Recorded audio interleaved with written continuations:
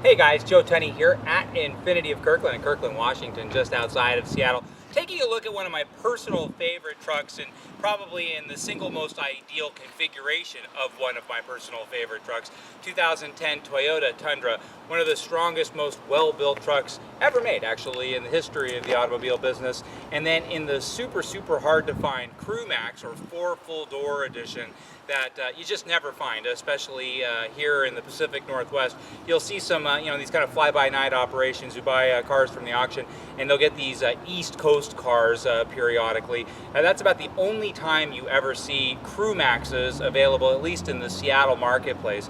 And so you have to ask yourself, whenever somebody buys something, New York, Pennsylvania, something, why did 2/3 of the population who live on that end of the country not want that particular vehicle, and why did it have to get shipped all the way to the other end of the United States to find a buyer? And typically that has to do with rust. And I know for people who live on the Eastern Seaboard, they say, hey, our cars are fine, they are what they are. But people out west strongly prefer cars that come from out west, especially all-wheel drive vehicles, because these are the vehicles most likely to be outside during snow or inclement weather. And so in the east, or in Colorado, certain areas where there's a lot of snow, they'll put a lot of salt on the ground. A lot of salt means a lot of corrosion underneath the vehicle. And Toyotas are particularly sensitive, at least their buyers are particularly sensitive about that, because Toyota buyers tend to want to keep their trucks the longest of any truck owner that there is. And that's not to say that the quote-unquote American big three trucks are bad. They're wonderful, and by 2010,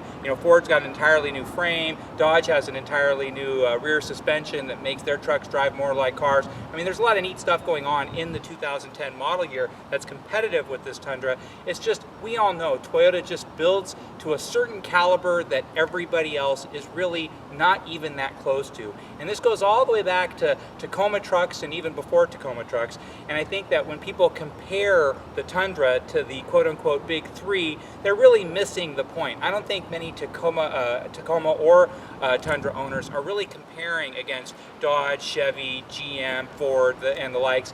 Is that they're comparing it against, should I get a Tacoma or should I get a Tundra? I want a Toyota because I know the resale value is going to be spectacular. I know that it's super easy to sell a Toyota compared to the other brands, and they just last forever. And we've taken enough of these in with 130, 150,000 miles, and they drive like new. I mean, there's no other way to say it. Toyota trucks are the best of the business. Now this, again, CrewMax 4 full doors, you just never ever see them. And to have a 2010 fully loaded and fully accessorized car like this, kind of a neat thing. We just took it in trade last night. And one of the first things I noticed on this truck is that it's got a different grille. And not only is it black, but it's a totally different kind of grille than you'd find from the factory.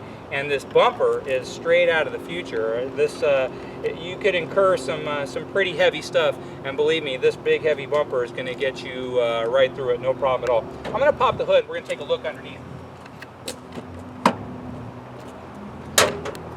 Now we talk about domestic-made trucks.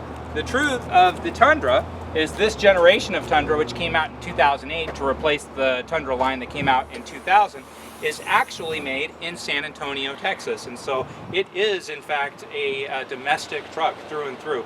And then it has their iForce 5.7 liter V8 engine. There's a smaller couple of engines that you can get as well, but this is the most desirable available. It's 381 horsepower and 401 pound-feet of torque. And then this one has a couple of extra goodies on it.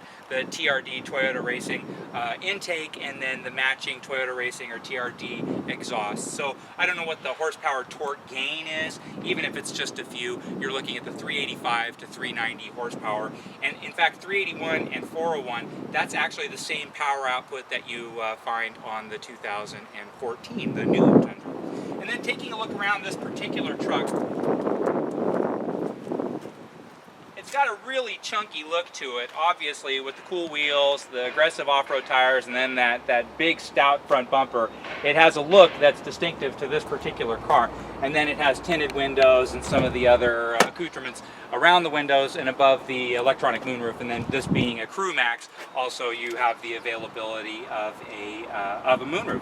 And then if I jump inside, I can see, it's 6 feet tall and almost 200 pounds. I'm super comfortable up here in the front seat.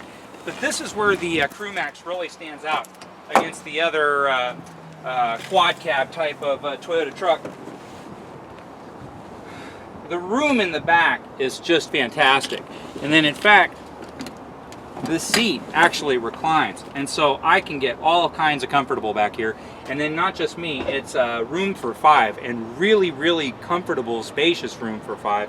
And so I know a lot of people say, you know, the interior, it's a little bit plain Jane compared to some of the more opulent brands, you know, like a Denali, GMC. But one thing, again, having owned personally Denali's and having sold 1 million of them over the years, and owned a lot of Toyotas and having sold 1 million of them over the years, if you're planning on keeping something for years and years and years, it's a no-brainer. I mean, the Toyota just blows everything else away. Nothing else you can say about it. Their engines last forever, their bodies last forever, their interiors last forever.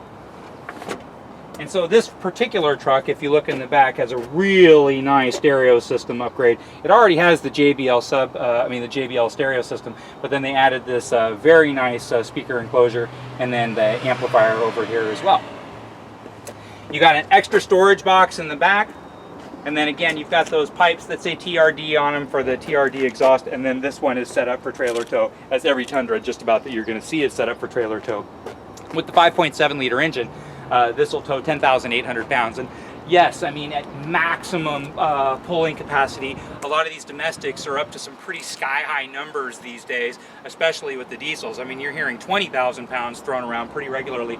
But for most people, for 99% of towing applications, even if you're towing horses or something like that, 10,800 pounds is a lot of pulling power. And then again, it has the chassis that can handle that pulling power. And then if you've ever towed, one of the great tests, I guess, of towing isn't just the ability to pull, but just, you know, we're here in Seattle, so we have a lot of hills that go up and down, is the ability to slam on the brakes with a heavy burden towed behind you. And the Tundra handles that extremely well. Now, one thing on this particular truck you might notice, you've got a rear view camera here and here. That's because the factory camera is will play through the rear view mirror, which is kind of corny, I'll be honest. You would think in the modern world they would update that. But the this one has a navigation unit installed, and so they have a far nicer rear view camera that works with the navigation unit for this particular truck. Rhino liners are always a really nice touch. They look great even if they take a lot of abuse. This one doesn't seem to have taken any abuse, but it's already in there. It's the best brand that you can get, and it looks cool. And then the DZ extra storage in there, that's locking storage as well.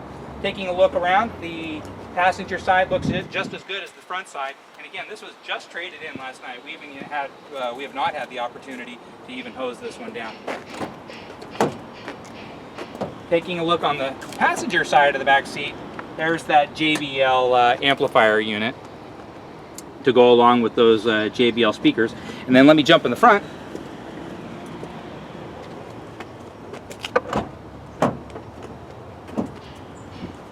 And let's turn it on.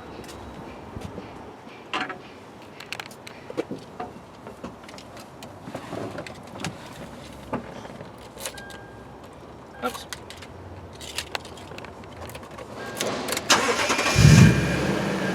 So 381 horsepower. It does have a 6-speed automatic transmission, and then it's just a simple, if you want to be in 2-wheel drive or if you want to be in 4-high. For most of the time, this time of year, I mean, we're in summertime of the year, or at least springtime, you're going to leave it in 2-wheel drive all the time, or just leave it in 4-high. It's not that often that you're going to put it in 4-low. Navigation, it's just push button, push screen. It's got a nice color 3D layout, which is really cool. And then if you go to the mode and just, you've got a great stereo right here. AT&T, mobilizing your world. AT&T reminds you to never text it. Let's find a song that we like.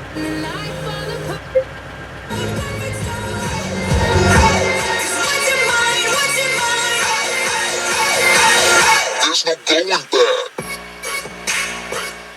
So, great stereo system, great bass. This particular truck is just, it's distinctive compared to other trucks. It's super rare. It has about 35,000 miles, 34,000 miles. It's in superb original condition, but these neat touches really make it stand out, as a standout truck already does, but this is really the best of the best.